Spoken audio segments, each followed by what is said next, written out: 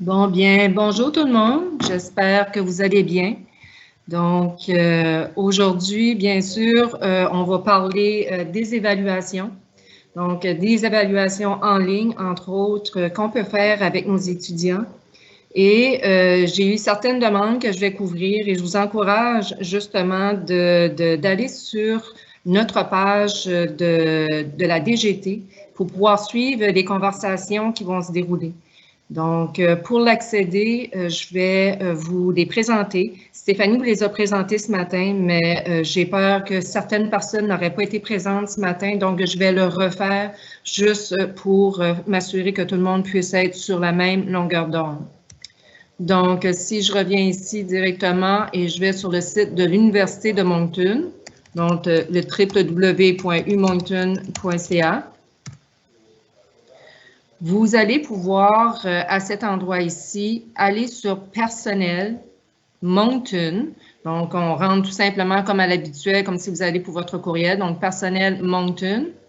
Et c'est à ce moment ici que dans la barre bleue, vous allez pouvoir voir Services. Donc, Services, lorsque vous cliquez dessus, ça amène tous les services de l'université, entre autres ceux de la DGT. Donc, vous pouvez voir ici, Direction générale des technologies, DGT. Donc, c'est à cet endroit ici que vous pourrez accéder à toutes les informations. Donc, le premier icône que vous allez voir, c'est les ressources et les guides pour les cours à distance et le télétravail. Bien sûr, on a des guides pour les étudiants et on a des guides pour les professeurs. Donc, les étudiants, on a mis des guides à leur disposition pour, entre autres, la collaboration ou même pour l'utilisation des outils technologiques, entre autres, Click. Donc, pour les professeurs, ici présentement, vu que je m'adresse à la clientèle des professeurs aujourd'hui, vous allez pouvoir voir ici tous les horaires de les formations en direct. Et également ici, vous allez pouvoir suivre aussi l'évolution des échanges avec les professeurs et aussi lorsque les enregistrements vont être complétés, on va les placer sous les formations. Donc, ce matin, Stéphanie a présenté une formation pour déposer des contenus dans la plateforme Click. Donc, si je viens ici, je vais être en mesure de pouvoir voir justement les conversations. Et vous allez pouvoir voir aussi la possibilité de télécharger les enregistrements qui sont à venir. Donc, une autre façon aussi de communiquer avec nous, c'est lorsque vous êtes dans la présentation, il y a un petit i juste en haut ici que vous pouvez cliquer dessus. Et ça également, ça va nous permettre de voir les discussions qui vont se faire pendant la présentation. Pourquoi qu'on a choisi cette façon ici de vous présenter, c'est qu'on s'attendait à avoir une grande audience et on ne voulait pas utiliser d'outils où on aurait pu avoir des interférences. Donc, la seule façon qu'on avait un peu, s'assurer qu'il n'y ait pas personne, que les micros soient activés ou que les écrans soient partagés ou quoi que ce soit, on a pris vraiment une façon de pouvoir vous livrer la formation dans un sens, donc c'est-à-dire une présentation et les échanges se font à l'extérieur. Ne vous inquiétez pas si jamais on n'a pas tout couvert ou quoi que ce soit parce qu'on a l'intention aussi de vous partager les ressources qui seront ici et avoir des sessions aussi pour justement lors suite à cette formation ici ou toute autre formation, vous permettre des échanges entre professeurs. Donc, ça va être l'occasion de poser vos questions ou quoi que ce soit, mais ne limitez-vous pas à cette option seulement parce qu'on est également disponible à répondre à vos questions. Toute l'équipe du GTA, de la DGT présentement, sont vraiment prêts à répondre et à vous aider pour vos formations en ligne. Donc, et aussi communiquer avec vos étudiants ou même le travail de collaboration que vous devrez faire à distance pour le télétravail. Donc, ceci dit, je vais me rendre directement dans Click présentement. Je m'attends à ce que chacun d'entre vous connaisse un peu la plateforme comme telle, mais pour ceux qui n'ont jamais utilisé la plateforme, lorsque vous allez vous connecter à la plateforme Click, si vous voulez le lien direct, c'est click.umoncton.ca. Et c'est à ce moment-là, vous allez pouvoir entrer votre nom d'usager et votre mot de passe. Le nom d'usager, c'est vraiment votre nom que vous utilisez. C'est la même chose que vous utilisez avec votre courriel, entre autres. Donc, votre nom d'usager avec, moi, c'est pcb8967@humonton.ca. Donc, vous, ça serait peut-être, les plus anciens, ça peut être différent. Ça peut être la première lettre de prénom avec le nom de famille, tandis que si c'est des comptes plus récents, pour les professeurs, ça va commencer avec un P, 4 chiffres, et ensuite @humonton.ca. Et le mot de passe, c'est le même que votre courriel. Une fois à l'intérieur de vos cours, vous allez pouvoir, à l'intérieur de la plateforme, je veux dire, vous allez pouvoir accéder à vos cours. Donc, si je m'en viens ici, je peux voir certaines de mes années. J'ai un compte fictif, comme vous pouvez le voir ici, qui est l'agent secret. Donc, je n'ai pas accès à tout, mais j'ai un compte professeur exactement comme vous. Donc, je peux vous montrer exactement ce que vous allez voir. Donc, pour cette formation ici, moi, je suis venue juste sur les 9 petits carreaux et j'ai créé une formation où la capsule est complètement vide. Donc, je vais partir de zéro pour vous montrer comment créer justement vos évaluations en ligne. Donc, dans l'interface de votre cours, vous avez évaluation rendement et c'est ici que vous allez trouver, entre autres, évaluation. Donc, cet outil-là, la majorité des gens qui commencent à l'utiliser l'adorent pour plusieurs raisons. La première, c'est qu'il y a des corrections automatiques pour les vrais ou faux, les choix multiples ou les réponses multiples encore, également pour les choix d'appariement ou d'ordre. Donc, ça se fait toutes des corrections automatiques. Les seules choses qu'il faut réviser, c'est si l'étudiant doit rentrer des contenus, donc surtout des questions en développement. Ça, je vais le voir plus en détail avec vous. L'autre option que les professeurs adorent sont les statistiques. Juste pour vous montrer à quoi on peut voir comme statistiques à l'intérieur d'un cours, j'ai un petit cours fictif ici que je vais vous montrer un peu le genre de statistiques qu'on peut avoir. Donc, si je viens dans les évaluations ici présentement, si je vais sous statistiques, je peux voir exactement tous les cours, tous les examens qui ont été donnés ou tous les travaux qui ont été donnés et je peux voir la moyenne générale. Ici, là, inquiétez-vous pas, 6,67, c'est qu'on faisait juste des tests, donc c'est sûr qu'on n'a pas bien répondu à l'examen. Mais juste pour vous donner une idée un peu à quoi ça peut ressembler, si je clique sur « Examen », j'ai 3 différentes statistiques que je peux avoir. Je peux avoir la statistique sur l'utilisateur. Donc, je vois que moi-même ici qui a fait le test, et c'est moi qui ai fait 6,67 sur 100. Pas une très bonne élève, mais ça s'en vient. Donc, puis ici, ensuite, je peux avoir des statistiques sur les questions. Donc, les statistiques sur les questions, ça va vraiment me préciser pour chacune des questions quelle qui a été manquée ou quelle qui a été moins bien réussie. Et le tout dernier ici, c'est vraiment l'examen global avec tous les détails de votre examen. Donc, vous pouvez voir ici toutes les informations. Ici, je n'irai pas plus loin parce que c'est un test qu'on avait fait, mais vous pouvez voir l'ensemble de votre examen avec tous les détails à l'intérieur.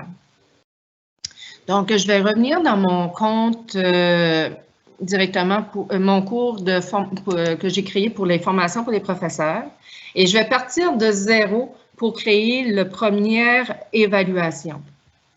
Donc, je vais me rendre sous évaluation rendement et sous évaluation. Donc, présentement, j'ai rien à l'écran. Donc, je pars de zéro. On peut voir 3 options ici. Donc, tout à l'heure, j'ai montré des statistiques. On peut avoir des statistiques par rapport justement à chacun des étudiants, par rapport aux questions et par rapport à l'ensemble des questions répondues. Et il y a la bibliothèque de questions où on peut préparer, c'est l'endroit où on prépare toutes nos questions. Et gérer le questionnaire, c'est ça qui nous permet d'envoyer les questions aux étudiants et faire les corrections automatiques. Donc, nous, aujourd'hui, qu'est-ce qu'on va voir? On va voir la bibliothèque de questions et gérer le questionnaire. Donc, je vais y aller avec la bibliothèque de questions. Stéphanie, si tu vois des questions en ligne, il y a quelque chose, n'hésite pas, s'il te plaît, à entrer dans la discussion et m'emmener les points. Donc, je pourrais en même temps cerner les différents défis pour chacun. Donc, ici, vous voyez la bibliothèque de questions. Ici, à la gauche, c'est l'endroit où je vais voir apparaître mes dossiers et mes questions comme telles.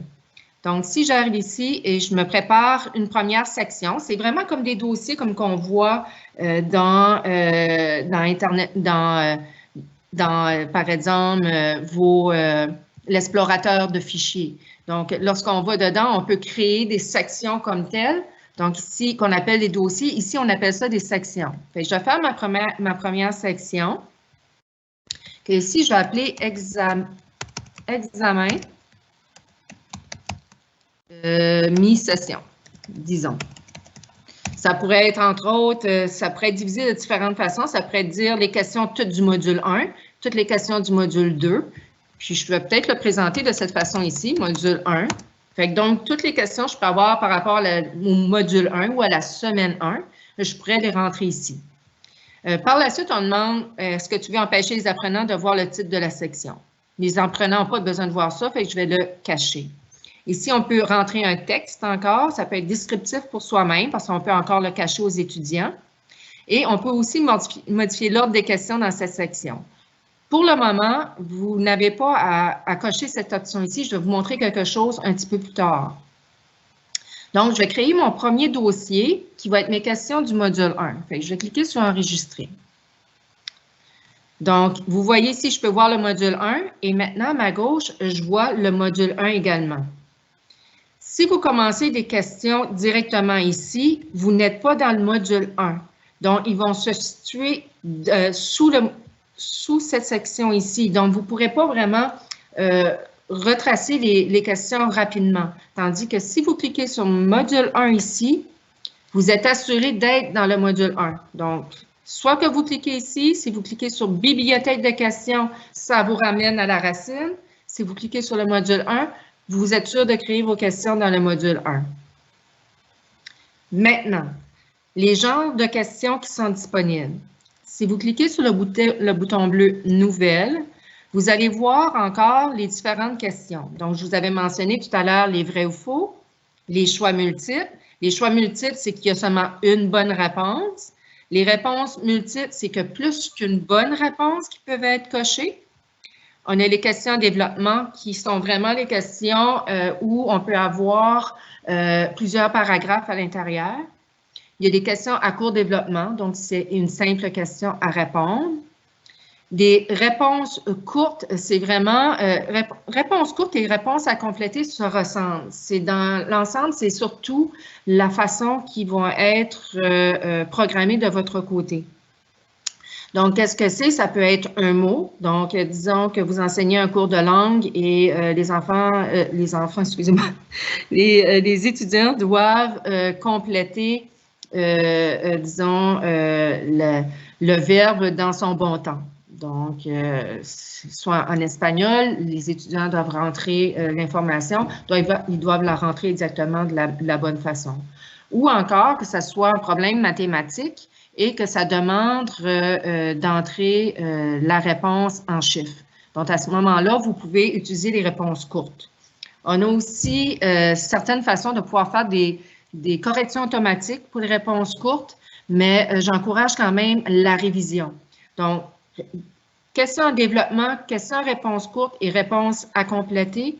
J'encourage tout le temps, mais j'encourage surtout les réponses courtes et à compléter, à être révisées, même si vous rentrez des codes, que ça soit corrigé automatiquement. Mais les questions en développement, vous n'avez pas le choix, c'est vraiment à les corriger dans la plateforme Click. J'essaierai d'aller vous montrer par la suite un peu la correction une fois qu'on aura complété. Vous allez voir, c'est quelque chose qui se fait vraiment bien. Et ensuite, on a des questions à appariement. Donc, disons que vous avez un mot et une définition, vous voulez l'associer. Ça, c'est des questions à appariement. Et il y a des mises en ordre de questions aussi. Donc, si vous avez une liste de problèmes qui doivent être résolus et doivent être suivis d'une certaine logique, à ce moment-là, vous allez utiliser des questions à appariement. Excusez-moi, des questions de mise en ordre. Désolée, j'y vais un peu vite et je vais m'assurer de pouvoir tout couvrir. Donc, il y a également aussi des questions arithmétiques qui sont disponibles ici. Je ne couvrirai pas ces 2 points ici directement. S'il y a des questions par rapport à eux, vous pourrez nous rejoindre. Et on a aussi des questions de type Likert, comme qu'on voit dans les sondages. Donc, ça, c'est d'autres choses qui peuvent être disponibles. Pour aujourd'hui, je vais essayer de vous montrer surtout les questions vrai ou faux, choix multiples, réponses multiples, à développement et appariement. Donc, c'est ceux que je m'attends de vous présenter aujourd'hui. Si jamais il y en a d'entre elles qui vous intéressent et que vous survolez, mais que vous avez des questions, n'hésitez pas. Vous allez voir, ça se fait vraiment bien. Donc, pour le premier, la question vrai ou faux. Comme vous pouvez voir ici, ça demande la question. Donc, ici, je pourrais demander est-ce qu'il fait beau dehors?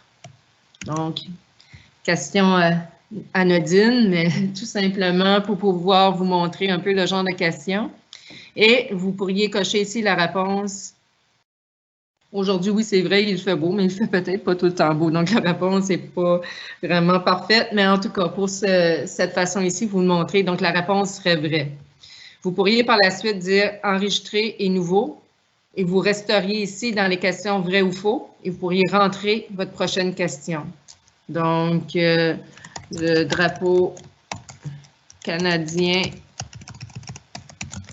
est vert. Donc, ça, exactement, cet énoncé est faux. Donc, on indiquerait tout simplement faux. Ici, à la droite, vous pouvez voir ce que l'étudiant va pouvoir voir. Fait que l'étudiant va pouvoir cocher vrai ou faux. Donc, c'est à ça un peu sa question va ressembler. Donc, je vais enregistrer. Et vous allez voir dans mon module 1, je peux voir module 1 qui est juste ici. Et je peux voir mes 2 questions vrai ou faux qui sont rentrées. Excusez-moi. Donc, sous nouvelle, c'est vraiment là où vous pouvez ajouter toutes les questions que vous désirez. Donc, vrai ou faux, je ne pense pas que c'est problématique. Donc, je vais continuer avec la question à choix multiples. Donc, présentement, pour la question à choix multiples, encore ici, vous entreriez votre énoncé. Donc, quelles sont les couleurs et une couleur. Donc, quelles sont les couleurs du drapeau acadien? Là, je pose une petite trick parce que ce n'est pas canadien, c'est acadien. Donc, je pourrais dire bleu, blanc et rouge. Je pourrais dire bleu, blanc et noir. Donc, je peux enlever d'autres énoncés, je peux enlever des énoncés, je peux ajouter des choix de réponse plutôt. Et je peux aussi mélanger mes réponses. Donc, disons que les étudiants ici, vous avez rentré, je vais mettre un autre réponse ici, bleu et vert. Et on sait que la couleur, c'est bleu, blanc et rouge. Donc, je vais cocher la bonne réponse, mais je peux les mettre aléatoires. Donc, même si les étudiants ont la réponse, ils vont dire « Ah, c'est la deuxième la bonne » ou quoi que ce soit. Ils ne peuvent pas savoir si c'est la deuxième qui est la bonne réponse parce que le choix de réponse va être complètement mélangé. Et ça, on peut faire ça au niveau du questionnaire aussi. C'est quelque chose que je vais vous montrer tout à l'heure, que toutes les questions aussi soient mélangées. Donc, les questions, vous pouvez dire, moi, je fais une banque de questions de 50 questions. Puis dans mes 50 questions, je veux juste qu'il y en ait 25 qui sortent. Et ces 25-là sont aléatoires parmi les 25. Donc, chaque étudiant aurait son propre questionnaire à lui. Donc, c'est quelque chose qui peut prendre du temps à confectionner, mais avec les années, c'est des questions que vous pouvez ajouter et ainsi de suite, et ça devient vraiment un examen qui est différent pour chacun des étudiants. Donc, moi, je vais enregistrer. Donc, vous pouvez voir ici encore qu'est-ce que les étudiants peuvent voir. Il y a seulement un seul choix de questions. Donc, je vais cliquer sur « Enregistrer ». Vous allez voir encore là, j'ai ma 3e question qui est rendue dans mon module 1 ici. Donc, dans cette section ici de la bibliothèque, c'est vraiment juste de créer les questions comme telles qu'on va se servir pour ensuite faire le questionnaire. Donc, je vais continuer avec le 3e modèle qui est des questions à réponse multiples. Donc ici, comme je vous ai mentionné, les réponses multiples, c'est qu'il y a plus qu'une bonne réponse. Donc ici, on demande le texte de la question. Donc je pourrais dire quelles sont les couleurs du drapeau acadien. Ici, en bas, je viendrai inclure mes choix. On a ici, avant que je continue, on a ici une notation qui dit tout pour rien, exact moins erroné ou réponse exacte. Tout ou rien, ça veut dire que les étudiants devraient avoir toutes les réponses de bonnes. Donc, il faut qu'ils aient toutes coché les bonnes réponses pour avoir leurs points. Exact moins erroné. Donc, disons que l'étudiant a répondu à une bonne question, mais une de mal. À ce moment-là, ça annule la question, il n'y aura aucun point. Et réponse exacte, par exemple, s'il y a eu une bonne réponse, à ce moment-là, la réponse, il va obtenir, disons, dans ce cas ici, si la valeur est 1 point et qu'il y a 2 bonnes réponses, mais il n'en coche seulement qu'une, il y aurait à ce moment-là 0,5 points.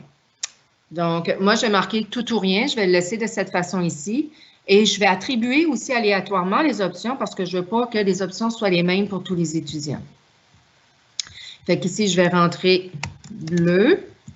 Je vais cocher ici pour dire que c'est une réponse exacte. Oh, je vais écrire vert si je réussis. Donc, vert, ça, c'est pas une bonne réponse. Je vais le rester ainsi. Je vais marquer rouge, c'est une bonne réponse. Et je vais marquer blanc. Il y a notre petite étoile jaune aussi, mais pour le moment, on va juste y aller avec le bleu, blanc, rouge. Donc, ça, c'est une bonne réponse également, donc je vais la cocher. Comme vous voyez ici, je peux l'expérience vraiment pour les choix de questions n'est pas complétée, les mises à jour avec la compagnie Brightspace. Éventuellement, ça va changer ici, mais pour le moment, si vous voulez prévisualiser, on ne le voit pas à côté encore. Mais vous pouvez le prévisualiser juste ici pour voir à quoi ça ressemble. Donc, si je peux voir, ah, tiens, je vois que les étudiants peuvent cocher les bonnes réponses et ils peuvent en cocher plus qu'une. Et ici, juste en bas, je peux voir qu'est-ce qui sont les bonnes réponses. Donc, ça, c'est le professeur qui peut le voir ainsi et non les étudiants. Mais vous pouvez voir qu'est-ce que les étudiants peuvent voir. Donc, je clique sur Terminer. Je révise mes questions. Je vois que tout est correct. Parfait. Donc, j'ai coché mes bonnes réponses.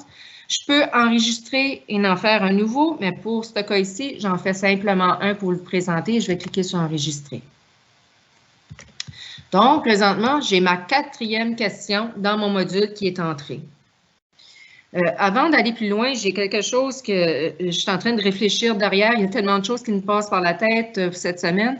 Je voulais juste vous laisser savoir aussi, si jamais vous avez des étudiants qui vous donnent un coup de main, des correcteurs ou des choses comme ça, et que vous auriez besoin d'aide des étudiants pour rentrer les questions d'examen et de vous donner un coup de main aussi dans ce sens-là, on peut donner un accès aux étudiants assistants. Dont les étudiants peuvent vous aider à rentrer ces questions-là et à préparer votre examen. Vous pouvez nous envoyer tout simplement une demande à la DGT pour dire que vous aimeriez que votre étudiant vous aide avec vos examens et lui donner l'accès comme tel. Et vous pouvez aussi leur présenter la vidéo qu'on a présentement pour les aider avec les questions. Donc, ça, c'est votre choix à vous et sans votre autorisation, personne n'a accès à votre cours. Donc, c'est vraiment vous que vous devez donner un accès comme tel, demander pour un accès. Donc, je vais continuer ici avec les questions à développement, parce que c'est bien sûr, on a souvent des questions à développement lors des examens. Donc, la question à développement comme telle, la façon que ça fonctionne encore ici, c'est que vous entrez le texte de la question. Vous voyez ici, il y a des options où vous pouvez ajouter des vidéos. Vous pouvez aussi ajouter des différentes options provenant de votre ordinateur. Donc, si vous auriez un fichier, vous auriez une image, vous devez inclure un lien à l'extérieur ou il y a une vidéo YouTube sur laquelle ils doivent commenter ou quoi que ce soit, vous pouvez ici rentrer d'autres fichiers. Donc, vraiment, aussitôt vous allez cliquer ici ou vous allez emmener votre souris juste ici, vous allez pouvoir voir ces options directement dans ce petit menu ici. Vous pouvez aussi agrandir grand écran pour pouvoir rentrer le texte de votre question. Et pour ceux qui ont des équations mathématiques, Ici, vous avez des options qui sont intégrées et que vous pouvez utiliser pour entrer des formules comme telles. Ça, c'est quelque chose qui m'a été demandé, voir comment on peut rentrer des formules. Ça, c'est une option que vous pouvez utiliser ici. Sinon, il y a toujours la possibilité d'entrer la formule avec un de vos logiciels et de prendre un imprime-écran pour pouvoir la placer directement dans le texte de la question. Donc, ceci dit, je vais rentrer tout simplement une question. Donc, je vais mettre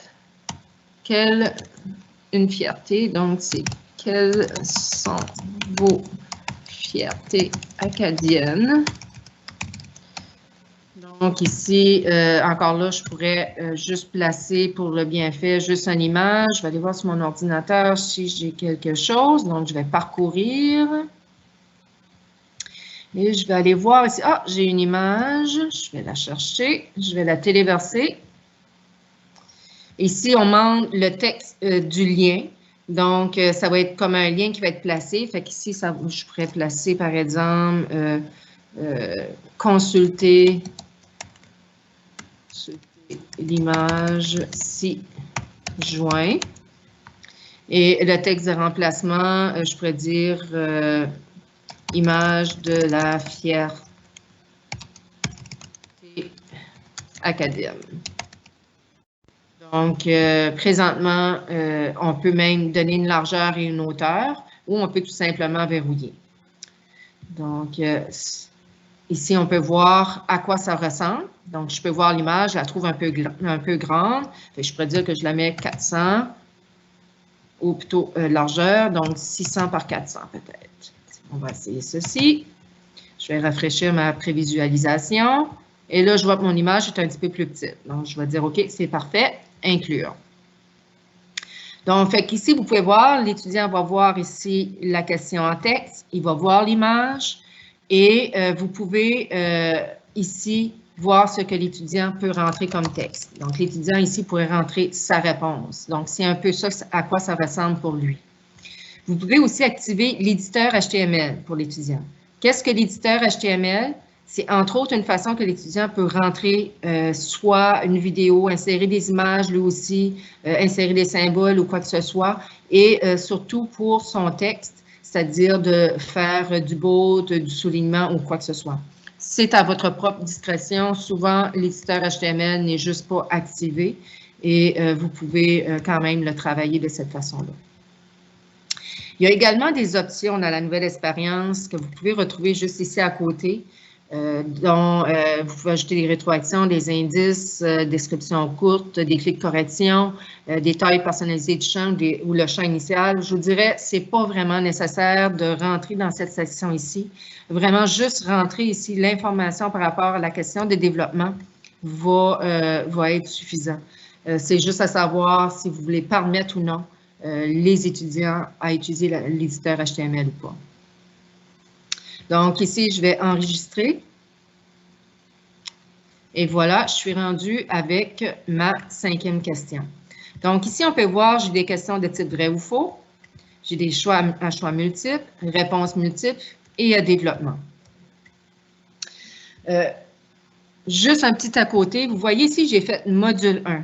Mais si j'aurais voulu, j'aurais pu faire ici un module ou une section que j'aurais intitulé vrai ou faux. Et j'aurais placé tous mes vrais ou faux ensemble. J'aurais pu faire un autre choix multiple et placer tous mes choix multiples ensemble. La raison pour laquelle que je dis ça, c'est que lorsqu'on va créer notre formulaire, on va importer les questions par section. Donc, toute section qui va être importée, ça serait toutes vos vrais ou faux, par exemple. Donc, ils seraient toutes regroupés ensemble. C'est tout simplement pour cette raison-là. Et les vrais ou faux, habituellement, sont souvent accordés 1 point. Tandis que peut-être les choix multiples, vous pourrez accorder 2 points. Là, l'importance qui serait plus grande d'avoir des choix de section par vrai ou faux ou par choix multiple. Donc, juste un petit à côté concernant la bibliothèque de questions. Par la suite, je vous avais dit aussi qu'on verrait, entre autres, les questions à appariement. Donc, les questions à appariement, c'est, par exemple, le côté des définitions ou quoi que ce soit. Ici, je pourrais dire le texte de la question. Donc, veuillez associer les éléments suivants. Oups. Donc, je pourrais encore ici placer des images, placer des textes, placer des liens vers des ressources ou quoi que ce soit. Et encore, vous voyez ici, on a encore le choix tout ou rien, exact moins erroné, à pondération égale. Donc, moi, je vais garder à pondération égale. Ah non, je vais rester à tout ou rien. Moi, je veux qu'il y ait tout de bien, ou ben non, ça ne fonctionne pas. Donc, disons ici, ce que je vais faire, c'est que je vais écrire, OK, je vais inscrire mon nom, Chantal, et je vais inscrire le nom de Anan. Anan qui est avec nous aussi, qui va donner des formations un peu plus tard. Donc, ici, je vais mettre les associations. Donc, moi, je suis avec le groupe des technologies de l'apprentissage, ce qu'on appelle le GTA. Et on a Anan qui est au service de la clientèle. Et tous les deux, bien sûr, on est avec la DGT. Donc, on a chacun notre branche. Donc, ici, on peut voir, j'ai rentré les informations. Donc, j'ai le groupe des technologies de l'apprentissage et ici, vous voyez Chantal et Anan. Donc, si je m'en viens prévisualiser, ça, c'est ça que les étudiants vont voir. Donc, le groupe des technologies d'apprentissage, moi, je serais le numéro 1, c'est moi, Chantal, et le service à la clientèle, ce serait Anan, numéro 2. Donc, les étudiants peuvent associer chacune des réponses de cette façon ici. Donc, c'est juste pour vous montrer un peu à quoi ça ressemble. Je vais faire terminer. Et là, si je descends ici en bas, je révise mes choses. Vous voyez, je peux inclure d'autres sélections. C'est pas obligé d'être 2, 2, 4, 4. Ça pourrait être 2, puis il y a 5 choix de réponse. Donc, on peut jouer, on peut inclure 5 ici. Et en bas, ici, je pourrais en avoir 10 correspondances. Donc, on peut vraiment jouer avec chacun. C'est pas obligé d'être un nombre exact. Et vous pouvez inclure des réponses d'appariement ici supplémentaires. Ou vous pouvez ici inclure plus d'éléments de sélection. Donc, moi, je vais enregistrer tout de suite juste pour compléter la question. Et maintenant, je suis rendue à ma 6e question. Donc, je vais y aller ici avec la dernière que je dis que je montrerai parce que par la suite, je vais passer un petit peu plus de temps avec le questionnaire. Puis, je pense qu'une fois que vous allez rentrer dans chacune des questions, ça va aller assez bien. Si vous avez des questions, on est disponible pour les répondre. N'oubliez pas, contactez-nous. On voulait vous présenter justement ces vidéos ici, ces sessions de formation-là pour pouvoir vous guider dans l'ensemble en général, pour pouvoir bien partir et vraiment viser des questions précises par la suite. Donc, je vais y aller pour la mise en question la mise en ordre des questions. Donc, encore ici, vous voyez, on va rentrer le texte de la question. Donc, je pourrais dire mettre en ordre, excusez-moi, en ordre croissant. Donc, si je descends ici, j'ai encore tout ou rien qui est juste ici. Et ici, je peux changer l'ordre. Vous voyez ici, je pourrais dire que, disons qu'on y va en espagnol. Fait que je vais uno, dos, oh, sorry, dos. Je vais mettre cuatro.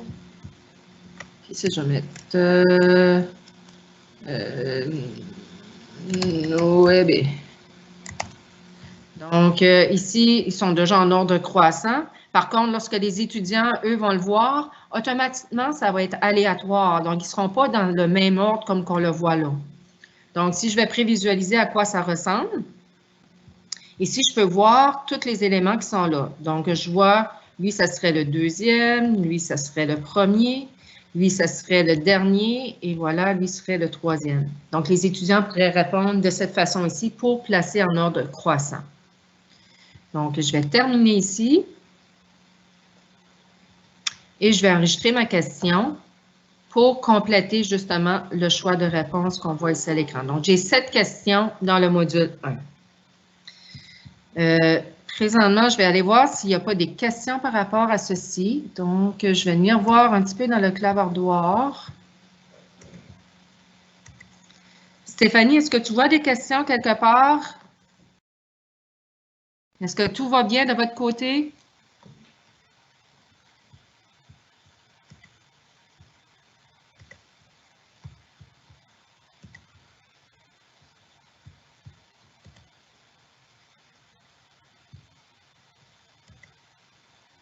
Je ne vois aucune question présentement, hein?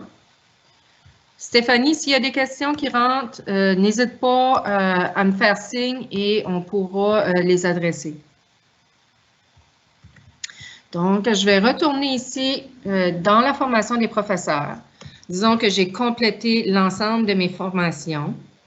Je peux, à ce moment ici, juste peut-être une petite dernière chose avant de compléter. Je vais juste faire une nouvelle section ici et je vais la nommer vrai ou faux.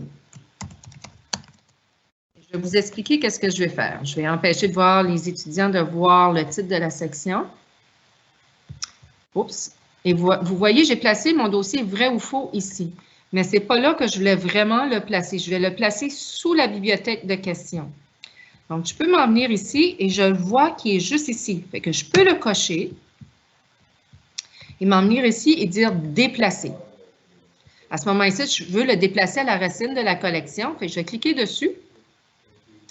Et vous voyez, mon dossier s'est déplacé dans vrai ou faux juste ici. Et disons que je voudrais déplacer mes deux questions. Je cocherai mes deux questions ici, vrai ou faux. Et je préfère déplacer. Et à ce moment ici, tout simplement cliquer sur vrai ou faux. Et automatiquement, mes deux questions vont s'en aller dans le dossier vrai ou faux. Donc, juste pour vous dire rapidement, et c'est possible de modifier votre question après que vous l'avez créée.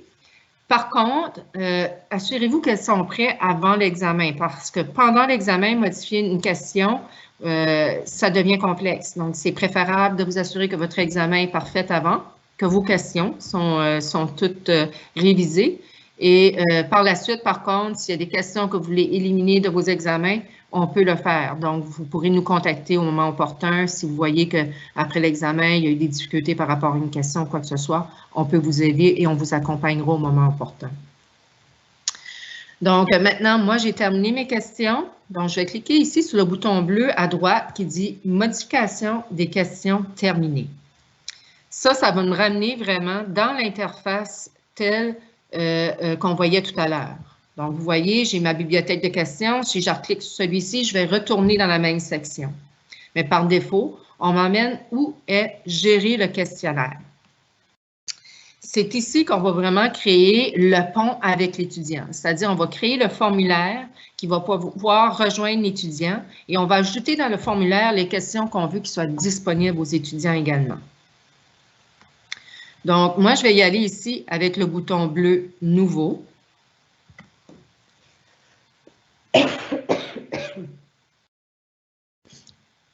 Donnez-moi une petite minute, je reviens.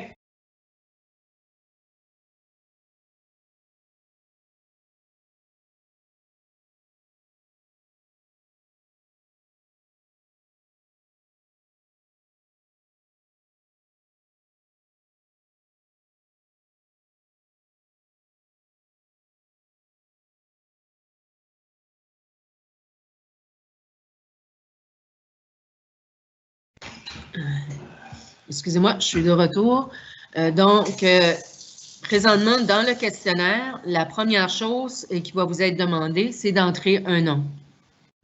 Donc, ici, ça pourrait être examen, fin de session.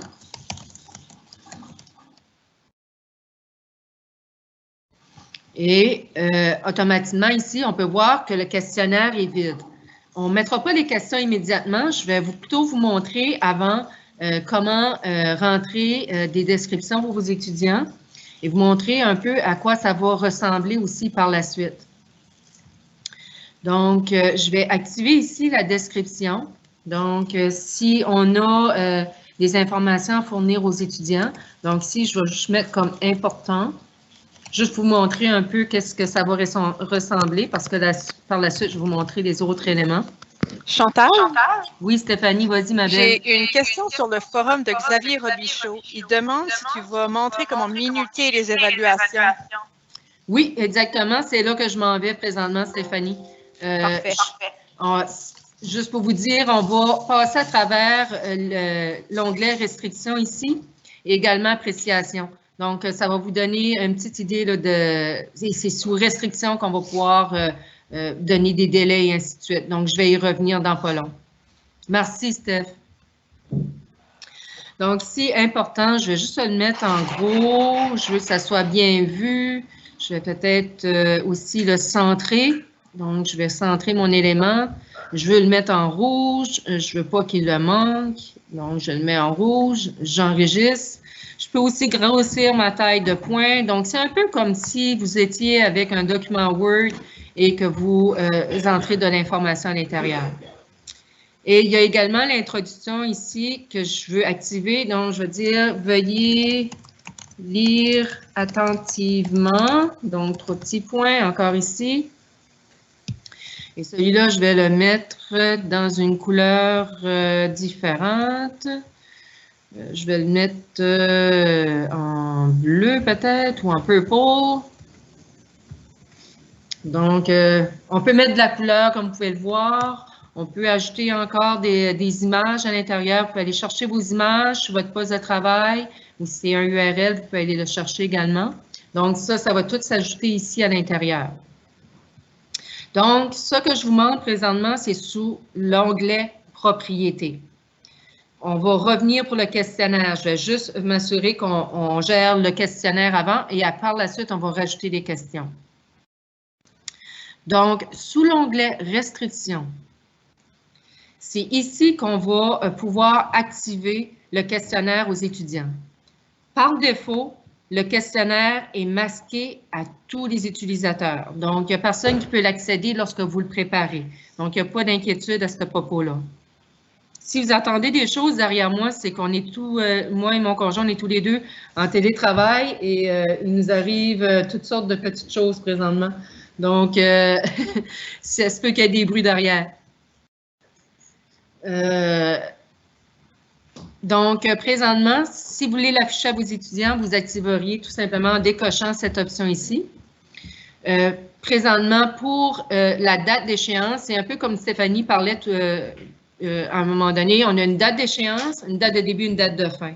Donc, disons que vous voulez que votre évaluation soit seulement disponible à partir d'une certaine date.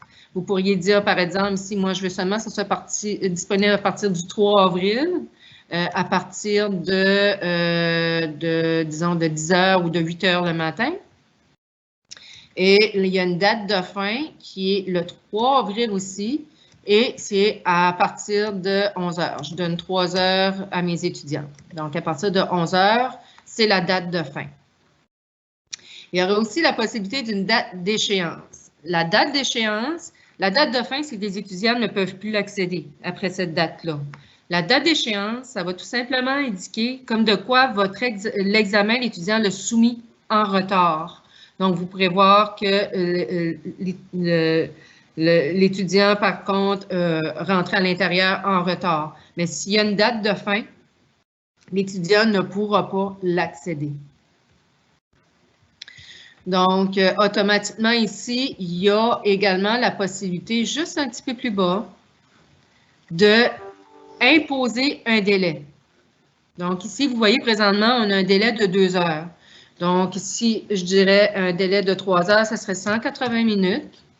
Et je pourrais donner un délai de grâce, comme par exemple un 15 minutes de plus ou moins, en cas des fois que les étudiants auraient des difficultés au début à rentrer, ou ça permet aux étudiants de pouvoir quand même minuter leur temps un petit peu. Et eux, ils vont le voir aussi. Ils vont voir un temps pour dire, il reste tant de temps pour compléter ton examen.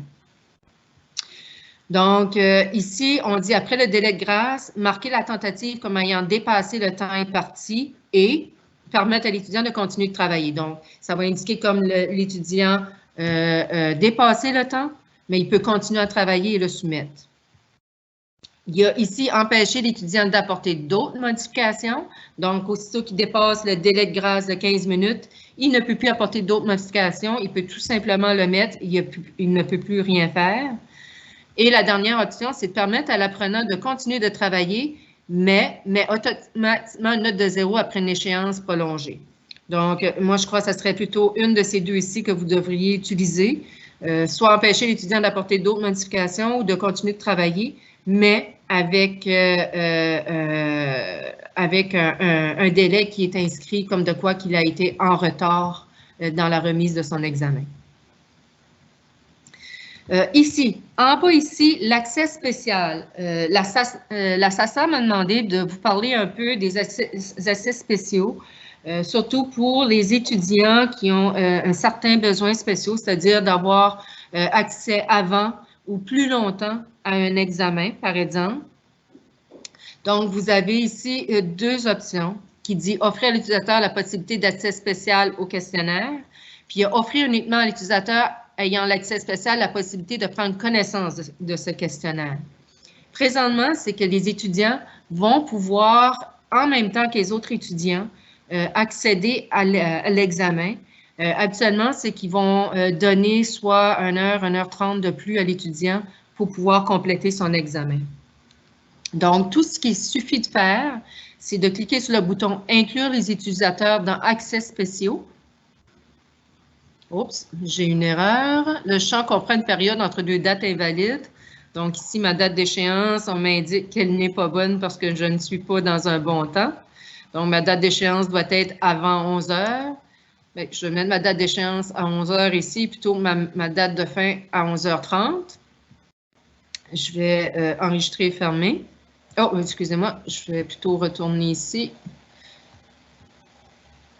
pour inclure l'utilisateur dans accès spéciaux. Et ici, on me donne les options. OK. Est-ce que je demande, est-ce que j'ai aucun changement ou j'impose un délai à l'étudiant comme tel? Donc, OK, celui d'ici, je peux lui donner 1 heure de plus. Donc, il y aurait 240 minutes. Je peux définir un autre délai de grâce, que peut-être qu'il y aurait 30 minutes de délai de grâce. Et je peux aussi attribuer un autre comportement lors du dépassement du délai, donc permettre à l'étudiant de continuer son travail, par exemple. Et je vous dirais, même si l'étudiant continue son travail, ça va être indiqué que l'étudiant a dépassé soit de 1 heure ou qu'il a dépassé de 1 minute. Ça va être indiqué directement dans les délais qui ont été dépassés. Vous allez pouvoir le voir dans l'examen. Donc, les tentatives de remplacement, c'est seulement une tentative, donc on ne toucherait pas à cette option ici. Et par exemple, moi, je pourrais dire, OK, ça s'applique à l'agent secret et ça s'applique aussi à Frédéric. Donc, Chantal et Frédéric, tous les deux, ça s'applique à tous les deux. Donc, automatiquement ici, je préfère inclure l'accès spécial. Et pour confirmer le tout, je peux venir voir juste en bas ici. Et je peux voir que Frédéric a 240 minutes. Ça commence le 3 avril à 8 heures. Ça se termine à 11 heures. Mais lui, il y a un délai de plus grand. Donc, eux autres peuvent aller plus loin. Donc, vous pouvez tout simplement ici retourner si vous dites « Oh non, lui, il faut que je lui donne un petit peu plus de temps. » Vous pouvez juste modifier pour une personne puis dire « OK, ce site-là, la date de fin, je n'ai pas le choix, il faut que j'enlève la date de fin. » Ou soit que la date de fin est 12h30. Donc là, je peux dire « OK, inclure l'accès spécial. » Et je vais voir que la personne ici, le temps, je m'en viens voir que le temps a changé. Ça va jusqu'à 12h30. Donc, pour chacun de vos accès spéciaux, c'est tout simplement de venir ici et d'accorder aux personnes précises le temps supplémentaire qu'elles ont. Donc, je vais aller présentement au 3e onglet, qui est l'onglet Appréciation. Et l'onglet Appréciation, excusez-moi, c'est offrir la possibilité de signaler immédiatement l'état noté de la tentative une fois terminée. Attention ici, à propos de tout ça, c'est que présentement, si vous cochez ces options ici, c'est que vous donnez aussi l'option à l'étudiant de voir sa note. Donc, si vous ne voulez pas que les étudiants voient leurs notes, c'est important d'attendre pour diffuser les notes aux étudiants. Donc, prenez le temps de réviser et par la suite, vous pourrez diffuser ces notes aux étudiants. Vous avez juste tout simplement besoin de nous contacter et on va vous accompagner aussi à ce moment-là. Si votre examen est associé à un élément de note, vous pourrez voir tous les éléments de note ici qui vont être énumérés.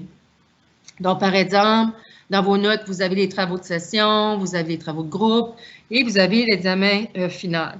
Donc, vous pourriez tout simplement l'associer et envoyer les notes directement dans l'outil Notes pour faire les calculs automatiques. Ça va vous aider aussi à avoir le pourcentage final de chacun des étudiants si vous avez utilisé l'outil Notes tout au long de la session.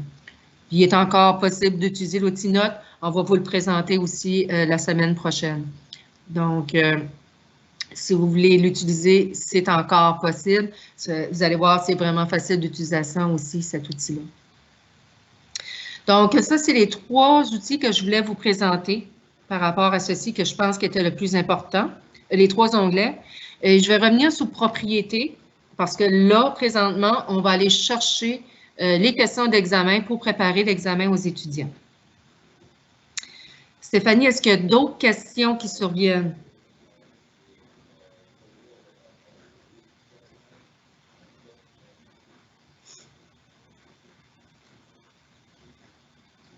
Je pense que tout est beau, fait que je vais continuer. Donc, encore ici, je suis sur l'onglet Propriété. Je suis de retour sur l'onglet Propriété. Et vous pouvez voir ici, question du questionnaire. Et ça dit « Ce test est vide ». Donc, nous, on va aller dans « Inclure » ou « Modifier la question ». Par la suite, je vais vous montrer aussi à quoi ressemble votre questionnaire. Donc, ça va venir un petit peu par petit peu. Là, je suis juste en train de le construire et je vais vous montrer à quoi il ressemble par la suite. Donc, inclure ou modifier la question va nous emmener directement un peu comme au même endroit où on était. Donc, ça demande, est-ce que je vais avoir la nouvelle expérience? Moi, je vais dire oui parce que j'aime bien la nouvelle expérience. Donc, ici, on va dire, vous êtes prêt à ajouter des contenus pour votre questionnaire. Cliquez sur « Ajouter » ou « Importer » pour commencer. Donc, nous, on a la bibliothèque de questions. Donc, on va aller parcourir la bibliothèque de questions. Et vous voyez, moi, j'ai mes 2 modules qui sont ici. Donc, je peux cocher tout simplement mon module pour avoir toutes mes questions. Ou je peux aller chercher juste une question et dire, OK, maintenant, j'ai 7 questions de sélectionner. Ajoutez-les. Donc, je vais cliquer ici, « Ajouter ». Donc, ici, on me dit, j'ai un total de 6 points. On montre toutes les questions que j'ai ici de disponibles. Donc, je vais toutes les cocher. Plus d'actions. Ici, je peux régler la valeur en points. Donc, si je pourrais dire, OK, bien, je veux tous qu'ils aient 2 points et je pourrais enregistrer. Et vous voyez, la valeur des points vont être modifiées. Une fois que j'ai complété, je peux revenir tout simplement ici, cet élément sélectionné et faire le retour aux examens. Donc, si je viens voir ici, je peux voir que mes questions sont tous inscrites directement ici. Et j'ai aussi l'option ici de faire modifier l'ordre des questions au niveau des questionnaires. Donc, si je coche ça d'ici, automatiquement, mes questions vont devenir aléatoires. Il y a certains professeurs qui préfèrent que les questions soient en ordre parce qu'il y aura peut-être des questions à développement qui devront être divisées. Comme vous voyez, moi ici, présentement, si je fais une ligne, ici, ça m'indique que ça, c'est la page 1 et ça, c'est la page 2. En quoi ça représente exactement? Je vais juste enregistrer ici. Et je vais venir prévisualiser. Donc, là, je vais le voir en tant qu'étudiant. Vous vous rappelez tout à l'heure, j'ai écrit « important » en gros rouge. Donc, ça, c'est la description qu'on voit juste ici en haut aussi. Et si je descends un petit peu plus bas, vous voyez, j'ai l'introduction qui dit « Veuillez lire attentivement ». Donc, ça, c'est les directives que vous pouvez insérer. Par défaut, la plateforme aussi va émettre des modes d'emploi par rapport à l'utilisation de l'évaluation. Et ça dit, le chronomètre ne démarrera pas avant que le processus initial soit terminé. Je vais faire commencer l'évaluation. Et voici ce que les étudiants vont voir. Donc, ils vont voir qu'il y a un délai d'exécution de 3 heures, la durée du temps qu'il leur reste et que c'est leur première tentative. On peut voir sur la page 1 qu'il y a 5 questions et la page 2 qu'il y a une autre question. Donc, les étudiants vont tout simplement venir répondre à leurs questions ici. Et rouge. Il y a la question à développement ici qui vont pouvoir rentrer leurs informations. Il y a ici qui vont pouvoir aussi faire le choix d'association. Ici, l'ordre croissant, donc ils vont pouvoir donner les ordres croissants à chacune de leurs questions. Et ils vont passer à la page suivante. Les questions sont enregistrées automatiquement pour les étudiants. Auparavant, les étudiants devaient enregistrer chaque question, mais les mises à jour, Brightspace a fait une bonne amélioration de ce niveau-là, c'est que les questions soient enregistrées. Donc, même si un étudiant manque d'Internet ou qu'il arrive quoi que ce soit, son browser ferme, son navigateur ferme ou quoi que ce soit, l'étudiant peut revenir dans sa tentative en tout temps, tant et aussi longtemps que ce n'est pas l'heure de fin. Donc, nous, on a mis l'heure de fin à 11 heures. Après 11 heures, l'étudiant ne pourra plus rentrer. Mais jusqu'à 11 heures, l'étudiant peut revenir en tout temps dans son examen pour continuer là où il était rendu. Donc, juste un petit à côté. Donc, je vais répondre aussi à cette question ici et je vais soumettre l'évaluation. Donc, ça me dit, une fois que je soumets l'évaluation, donc les étudiants sont vraiment avisés à tout moment. Et une fois qu'ils soumettent l'évaluation est transmise et elle vous est envoyée. Donc, ici, moi, je peux voir les résultats qui est 4 sur 11. Si jamais vous craignez là, que les étudiants le voient, les étudiants ne devraient pas le voir parce que moi, je suis juste en prévisualisation, mais les étudiants ne devraient pas le voir. Si vous craignez que les étudiants vous voient vraiment comme vous voyez, si l'étudiant ne peut pas voir son score, je pourrais voir qu'il serait sur 11, mais ne pourrait pas voir son score. Vous pouvez aviser les étudiants que les examens vont être révisés, de ne pas s'inquiéter si jamais qu'ils voient quoi que ce soit, parce que tout examen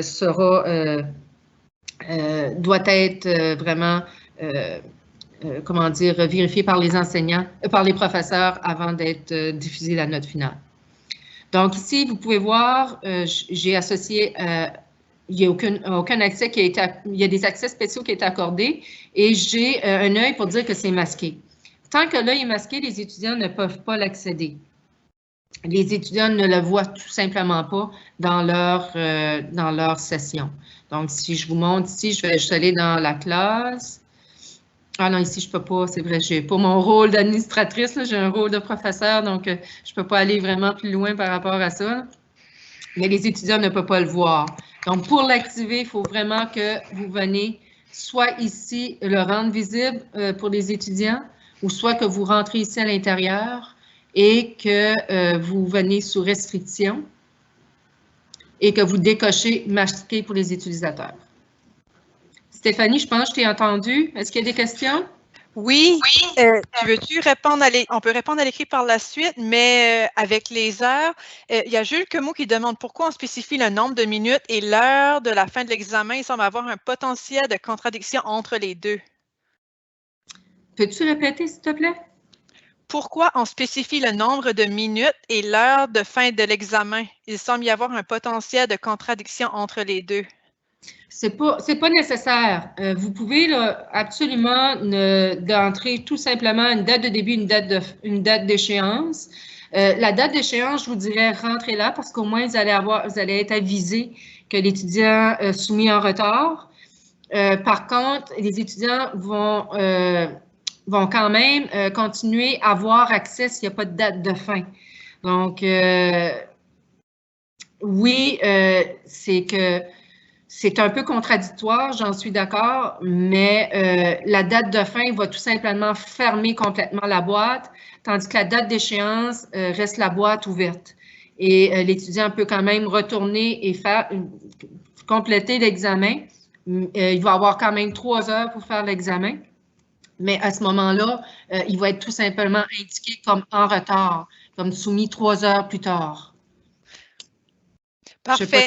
J'ai une autre question. Je crois que je connais déjà la réponse, mais je vais valider avec toi. Puis je suis sûre qu'il y a d'autres personnes qui se posent la question. C'est concernant les questions en développement. Sébastien Plante demande est-ce qu'il y en a la possibilité de préciser le nombre de caractères ou de pages aux étudiants? Je crois que c'est non, on n'a pas le contrôle, mais je voulais valider s'il y a d'autres gens aussi qui ont la même question. À ce moment-là, moi, je le mettrais dans les directives. Un maximum de 30 caractères, puis ne pas dépasser le nombre de caractères, ou il faut vraiment indiquer, il faut donner des directives aux étudiants sur le nombre de caractères. Présentement, il n'y a pas de maximum de caractères qui est associé, donc les étudiants peuvent écrire aussi long qu'ils veulent. Donc, c'est important de le préciser lors des directives. Parfait. Puis une dernière question. Jolene Guitard demande, elle a 2 groupes pour son cours, puis ils ont tous à faire le même examen. Donc, c'est 2 cours séparés. Puis, elle demande s'il y a une façon de copier-coller les questions. Donc, c'est oui d'un cours à l'autre, mais est-ce que on va le montrer aujourd'hui ou on peut aller référer les gens vers les guides de clic dans le site web? C'est les dernières questions. Ça, c'est une bonne question. La façon dont ça fonctionne, je peux vous le montrer immédiatement. C'est dans un cours, premièrement, surtout si c'est le même examen, vous n'avez pas à le faire 2 fois. Vous le faites dans un de vos cours et par la suite, vous vous rendez dans votre cours, dans votre autre cours que vous devez avoir également la même évaluation. Et ça que vous allez faire, c'est que vous allez aller dans modifier le cours et vous allez dans importer, exporter ou copier une composante. Et par exemple, moi ici, je vais faire une recherche de mon cours présentement. Donc ici, si vous allez à l'intérieur, vous allez pouvoir faire une recherche. Moi, je vais chercher pour Click. Il va m'emmener toutes mes formations que j'ai avec Click. Donc ici, je vais venir avec celui d'ici. Je vais faire inclure la sélection. Ici, je peux aller sélectionner les composantes à copier. Donc, si je veux seulement une seule composante d'un cours ou un seul contenu, je peux aller le chercher à partir d'ici. Donc, ici, je fais sélectionner les composantes à copier. Donc, je peux me rendre un petit peu plus loin ici et je vais pouvoir voir ma bibliothèque de questions. Donc, je peux importer toutes mes bibliothèques de questions. Et je peux importer les tests et je peux sélectionner les tests que je veux copier et je peux sélectionner aussi les éléments à copier pour ma bibliothèque de questions. Donc, moi, je veux que tout soit copié ensemble. Donc, je vais quand même vous montrer comment aller sélectionner seulement un test. Donc, je vais faire continuer. Donc, vous voyez, j'ai coché bibliothèque de questions et tests ici. Donc, je vais faire continuer. Ici, je vais venir appuyer sur le petit plus. Il est très petit, mais il y a un petit plus ici. Et moi, je peux choisir celle que je veux importer. Disons que je veux importer mon examen qui s'appelle formation. Donc, j'importerai formation, je ferai continuer. Je pourrais décaler les heures, les journées ici, et ainsi de suite, ou je peux aller le faire directement dans l'outil évaluation. Donc, je clique sur terminer. Et vous voyez présentement, on voit la copie de l'examen qui est en train de se faire. Et lorsqu'on fait la copie de l'examen, dites-vous, même si vous faites une copie d'un examen passé, vous n'importez pas les notes des autres étudiants. Vous importez tout simplement votre questionnaire vide prêt à être rempli par les étudiants. Donc, d'un cours à l'autre, vous importez tout simplement la structure avec les questions. Donc, si je reviens ici sous évaluation, excusez-moi, évaluation, rendement et évaluation, je peux voir que j'ai importé formation ici. Et présentement, il n'y a pas d'œil caché, fait que je sais que les étudiants peuvent le voir. Fait que je pourrais le masquer immédiatement pour les utilisateurs. Et là, je pourrais le retravailler ou le rendre disponible au temps opportun pour chacun des étudiants. Est-ce que ça répond à la question?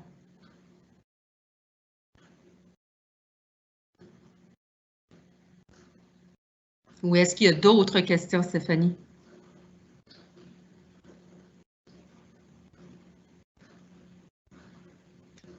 J'ai répondu à tout le monde à l'écrit aussi, là, mais jusqu'à maintenant, ils ne sont pas à avoir d'autres questions. Parfait, merci. Donc, ça, j'aimerais juste vous montrer, il nous reste 25 minutes, ça, j'aimerais vous montrer, c'est un peu à quoi ça ressemble une fois qu'un examen est rempli et comment aller corriger un peu les examens. Ce qui est le fun, c'est que vous ne vous promenez pas avec un tapon de papier à corriger. tout simplement votre ordinateur. Donc, je vais aller dans un autre cours ici où j'ai fait, j'espère que j'ai fait des examens dedans que je peux vous montrer. Donc, ici, attendez un peu. Je vais aller voir mes évaluations. Donc, je retourne tout simplement dans un outil évaluation. Et attendez un petit peu, je vais fermer une fenêtre. Donc, ici, je peux voir que, OK, l'examen 1, ici, j'ai 1 de terminé, 1 sur 1 de terminé. Donc, je veux voir qui a terminé son examen, puis je veux aller le noter. Donc, je clique sur la petite flèche que vous voyez au bout du nom de l'examen et je m'en vais sur « Notez-le ». Donc, ici, je peux voir, ah, tiens, Chantal a terminé son examen, puis, mon doux Seigneur, elle a fait 8 sur 120, mais peut-être qu'il y a des questions de développement à corriger. Donc, on va aller sur la tentative ici en cliquant dessus. Et je peux voir ici la tentative de Chantal et je peux aller corriger directement chacune de ces questions. Donc, disons qu'ici, elle aurait bien réussi ou c'est une erreur que vous auriez fait. On pourrait corriger la question une à une, mais on peut aussi, si jamais il y a des erreurs ou quoi que ce soit, je vous dirais, avisez-nous parce qu'on peut vous aider à faire une correction automatique rapide. Mais si c'est par utilisateur qu'il faut faire une correction à ce moment-là, c'est un peu différent.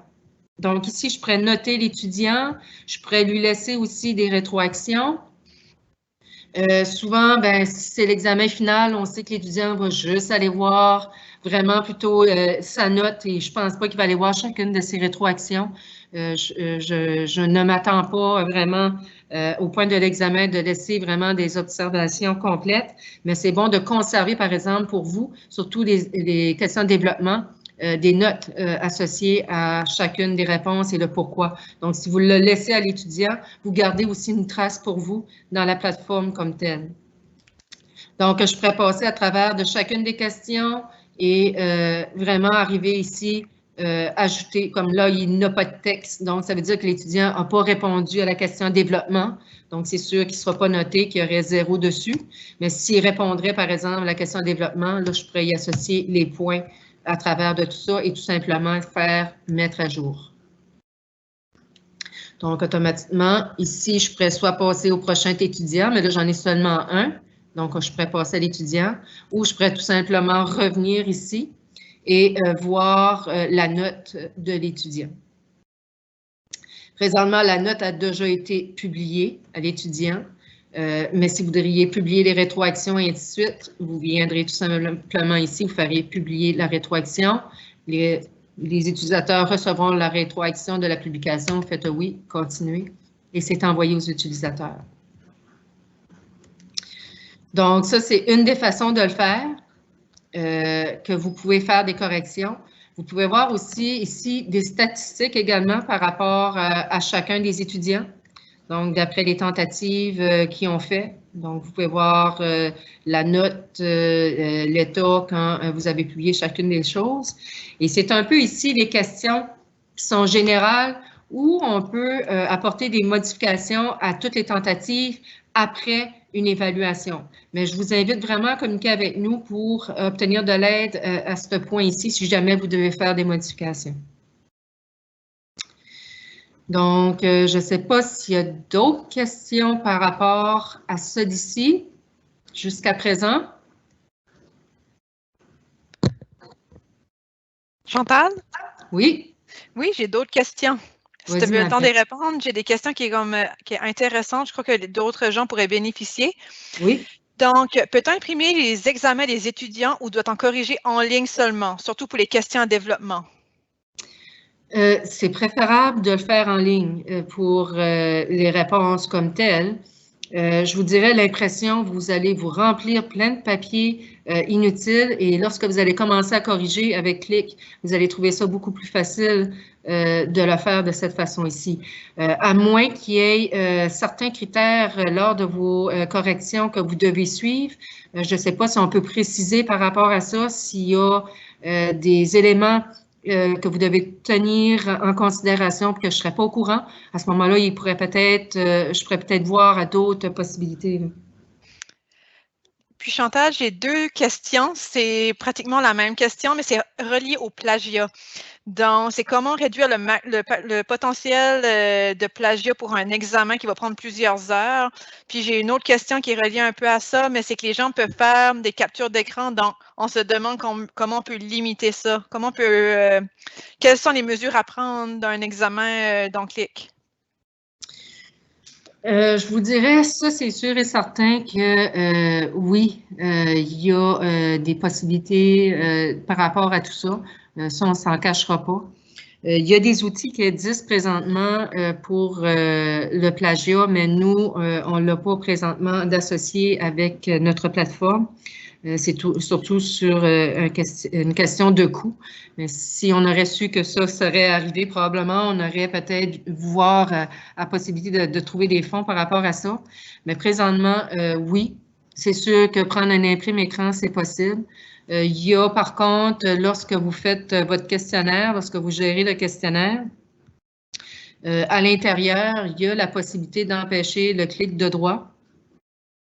Donc, si je descends ici en bas de tout, vous voyez, il y a activer cette option fait en sorte que les utilisateurs ne peuvent pas se servir du bouton de droit pendant la réponse à un questionnaire. Donc, ça, c'est une des possibilités que vous pouvez utiliser. Puis ici, ça dit activer cette option fait en sorte que les utilisateurs ne peuvent pas accéder aux outils de courriel ou de messagerie instantanée, ainsi que les alertes qui s'affichent lors des tentatives en questionnaire en cours. Donc, ça, c'est les 2 seules possibilités qu'on a présentement par rapport à l'examen. Par contre, si vous faites des examens à réponse à développement, je vous dirais les possibilités de plagiat sont plus minimes. La façon que je verrais pour les professeurs, c'est souvent prenez une partie qui vous semble un peu peut-être différente des autres contenus qui a été écrit, ou si vous apercevez que l'étudiant écrit mal, puis d'un coup, c'est très bien écrit. Prenez la partie qui est très bien écrite et copiez-la et collez-la dans Google Search, la recherche de Google. Et si jamais ça a été du copier-coller, vous allez trouver la réponse immédiate. Ça va être la première chose qui va apparaître en haut de la colonne. Donc, à ce moment-là, vous pouvez prendre le lien et dire à l'étudiant, voici les endroits où j'ai retrouvé l'exact même contenu que vous m'avez mis dans la plateforme et je vous accorde un 0 à cette question-là par rapport à ceci. Donc, c'est à peu près tout présentement qu'on peut faire. Pour les questions, les imprimes écrans, malheureusement, oui, c'est une réalité présentement, mais je vous dirais, si les étudiants perdent leur temps à faire des copies sur tout, ça va leur prendre beaucoup de temps. Moi, ce que je vous conseille, c'est peut-être de séparer souvent les questions. Ça pourrait décourager les étudiants un peu à vouloir faire un imprime écran de chacune des questions. À ce moment-là, il n'y aura pas de façon vraiment de pouvoir dire à l'étudiant, OK, mais ça, c'était la question 1, ça, c'est la question 2, c'est tout aléatoire, c'est un peu partout, c'est pêle-mêle. S'il prend le temps de copier les questions, il va perdre beaucoup de temps. Donc, moi, je vous dirais, c'est de vraiment voir un peu par rapport à ceci. Vous pouvez même mettre vrai ou faux avec une question de développement, dire vrai ou faux à un énoncé et dire pourquoi c'est vrai, pourquoi c'est faux. Donc, ça serait vraiment plus à développement, mais à ce moment-là, il n'y aura pas de correction automatique. Donc, c'est beaucoup plus complexe à ce moment-là de dire que l'étudiant a copié parce qu'il devra préciser. Et s'il précise et c'est la même précision qu'un autre étudiant, à ce moment-là, vous pouvez sonner une cloche par rapport à tout ça.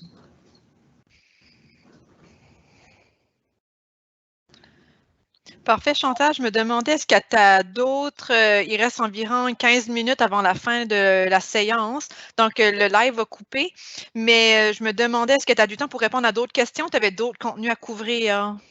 Je vais y aller pour les questions, Stéphanie. Je préfère couvrir les questions.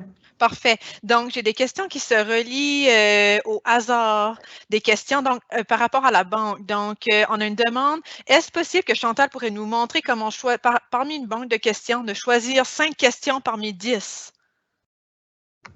Oui, exactement. Je vais retourner ici dans inclure ou modifier la question. Attendez un peu, est-ce que je suis au même endroit ou je suis... OK, je suis dans un autre, je vais annuler. Je vais revenir dans mon cours précédent.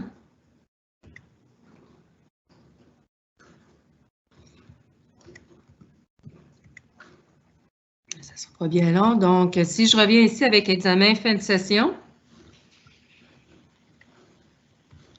et que je m'en viens dans inclure ou modifier la question.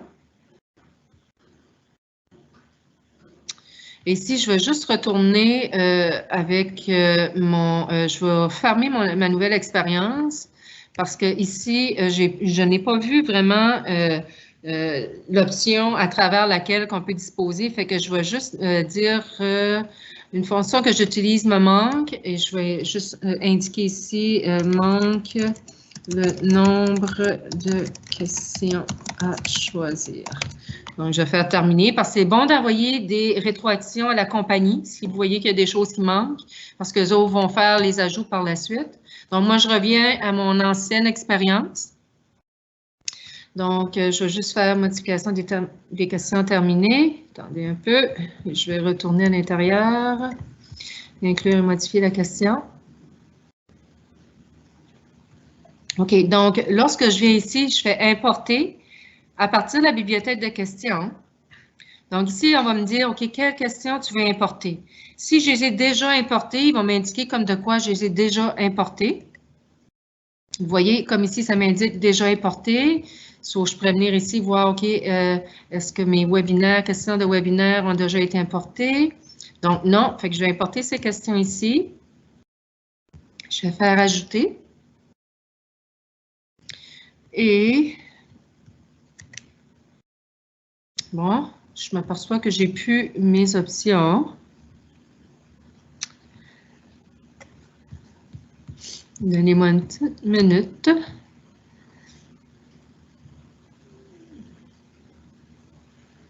J'ai l'impression que l'option a été enlevée de cet endroit ici. Donc, la seule option, vous pouvez le faire, je crois, c'est à partir d'ici. Donc, moi, je vois ici que j'ai un total de 14 questions. Donc, je pourrais dire parmi mes 14 questions, j'aime moins cette option ici parce que ici, ils vont y aller d'après toutes les questions qui sont là. Donc, si on a des questions à choix, pas à choix, mais des questions à développement, ça se peut qu'il y ait des questions de développement qui ne soient pas indiquées. Donc, disons que je dirais 10, je ferais appliquer.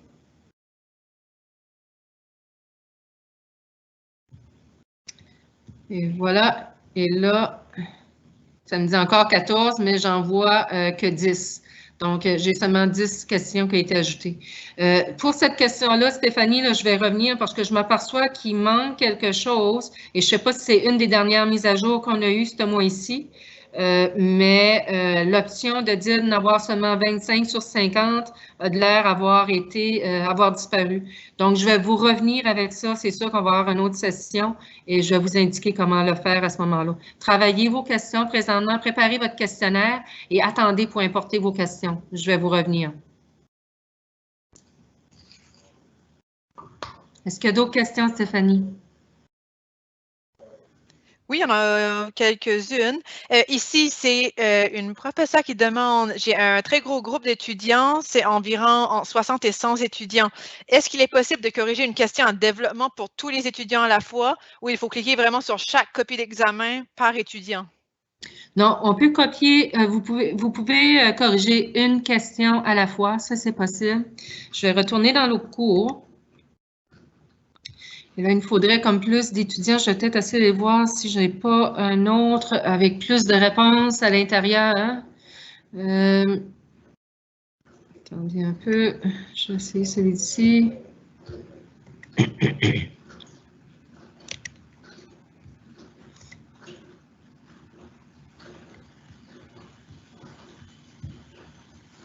Okay. Celui-ci, j'ai plus de possibilités. Donc, je vais aller dans Notez-le. Et vous pouvez y aller question par question.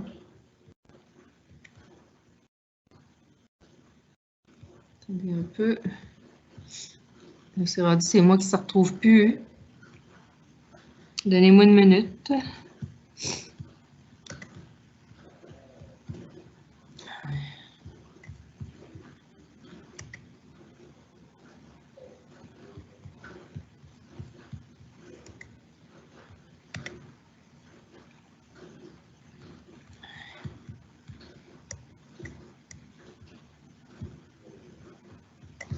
Bon.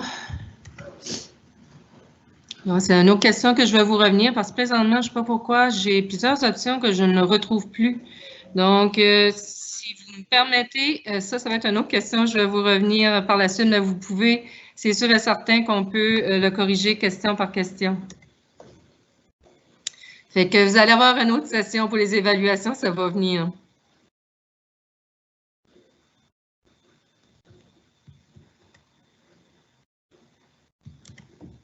Est-ce qu'il y a d'autres questions, Stéphanie? Je m'excuse pour ça, les amis. Je vous promets de revenir avec tout ça d'ici. Il reste 10 minutes. J'ai une autre question. Est-ce qu'on peut faire un examen maison, un examen où les prochaines sections de l'examen sont seulement disponibles quand la section précédente a été terminée? Donc, c'est pratiquement une restriction finalement? Oui, c'est ça. Ça serait d'ajouter une restriction. Donc, tant qu'aussi longtemps que l'étudiant n'a pas terminé un examen, ne peut pas entreprendre le second examen.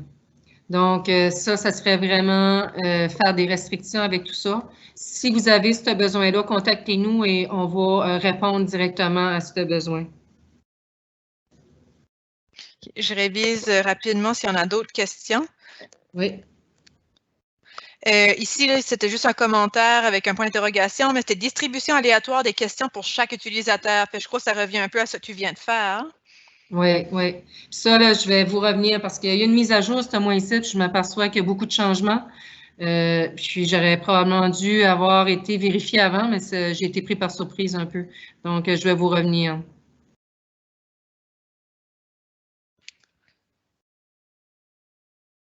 Donc, pour le moment, là, je lis tout. Il y a un commentaire d'Éric Hervé. Il dit « Bonjour, c'est un commentaire pour essayer de limiter le plagiat. Il y a la possibilité de voir les adresses IP des étudiants. Il avait communiqué avec Mélanie, qui est la gestionnaire du GTA cette semaine, et Click permet déjà de le faire. Donc, ça permet de limiter le plagiat à ce qu'il paraît. » Oui, il y a les adresses IP. On peut dire qu'il faut absolument que les étudiants soient sur le campus, par exemple. Donc, on peut reconnaître les adresses IP. Ça pourrait être une possibilité, oui. Donc, jusqu'à maintenant, je n'ai pas d'autres questions. C'est super. Donc, moi, je vais revenir sur les deux options de tout à l'heure, dont, entre autres, d'avoir un certain nombre de questions aléatoires, donc dont je mentionnais 25 sur 50, et aussi l'option de pouvoir corriger question par question. Je vais vous revenir soit avec une petite vidéo ou lors des sessions là, qu'on va effectuer des suivis et que tout le monde va pouvoir échanger ensemble. Donc, je vous remercie beaucoup. Merci pour votre temps. N'hésitez pas à nous contacter. Oui, on fait des sessions de formation présentement, mais ce n'est pas pour limiter, d'empêcher de nous appeler. C'est tout simplement pour limiter un peu les appels en vous offrant le plus gros matériel de formation qu'on peut en direct et par la suite répondre plus à des questions pointues, plus précises par rapport directement où vous en êtes rendu. Donc, si vous faites vos questions d'examen, vous les préparez toutes, vous voulez être accompagné de votre questionnaire, vous pouvez nous contacter, on va vous accompagner aussi avec votre questionnaire. Mais on veut que vous preniez le temps quand même de vous familiariser. Vous pouvez réécouter tant aussi longtemps ces informations ici. Et si vous allez sous les guides ici que je vais revenir, j'ai cliqué rapidement. Si vous venez ici, juste dans la barre de menu, guide, vous allez voir ici les guides aussi. Je m'inquiète un peu là, par rapport parce que je voulais vous montrer pour les questions.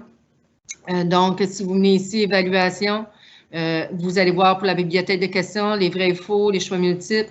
Créez votre questionnaire, il est juste ici. Et notez et affichez le corrigé du questionnaire aussi. Il y a également des documents.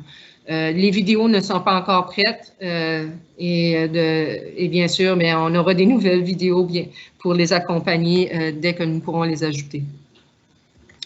Et n'oubliez pas que c'est sous la formation ici qu'on va ajouter les vidéos. Donc, n'hésitez pas à revenir sur la page de la DGT pour prendre connaissance de tout le matériel qui est mis à votre disposition par rapport aux formations. Donc, je vais vous laisser là-dessus. Puis, je vous assure un suivi aussi par rapport aux 2 questions et n'hésitez pas à nous contacter. C'est sûr qu'on vous a invité à venir aux formations, mais c'était vraiment dans le but précis de pouvoir rejoindre le maximum de personnes sur les mêmes questions et par la suite pouvoir répondre à vos questions précises. Donc, merci à tout le monde et bonne journée et tout comme moi, bon télétravail.